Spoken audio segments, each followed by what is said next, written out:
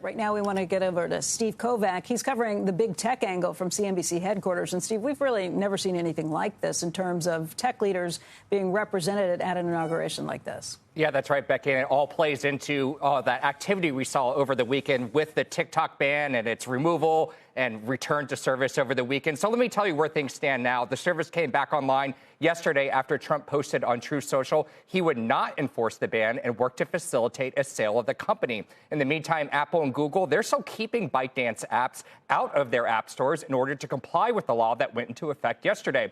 Unclear, though, if they're going to bring the apps back to the stores based on just a social media post from the president-elect. And while President Trump encouraged Apple and Google to bring the apps back, Senators Tom Cotton and Pete Ricketts with the statement yesterday saying the exact opposite, encouraging Apple and Google not to back down until ByteDance is sold, and warned violating the law risks heavy fines and bankruptcy. But two tech companies appear to be ignoring that. That's Oracle and Akamai, which provide cloud services to keep TikTok running here in the United States. Last night at a rally, Trump floated the idea that the United States could acquire half of TikTok and then facilitate a sale. We're expecting more clarity on this as soon as today from an executive order. And of course, all of this is happening, Becky, as tech billionaires and other Silicon Valley elite attend Trump's inauguration today with agendas of their own. Let's call them the MAGA 7. Many of them represent the magnificent 7 companies we talk about so much. So here's who we're going to see and what's at stake for each in this new Trump administration. There's Tim Cook, of course, the Apple CEO.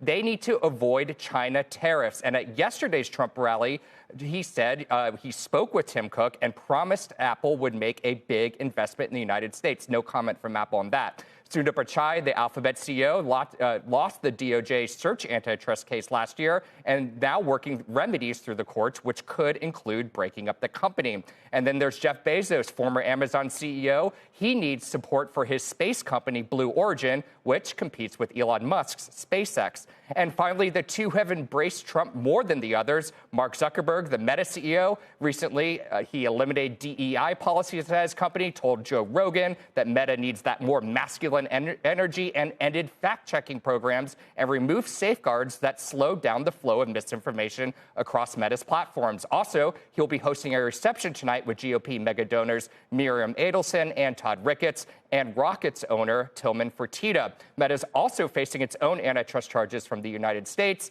and Zuckerberg appears to want Trump's help pressuring the European Union over strict tech laws, forcing Meta to more strictly moderate content on its platforms. As for Elon Musk, I don't need to tell you much over here. So he spent over $270 million to get Trump reelected. He will run that Doge with Vivek Ramaswamy, though there are some rumors that Vivek may be out of that group. He will be in charge of cutting costs at the same agencies that regulate his companies, from the FAA for SpaceX to NHTSA for Tesla.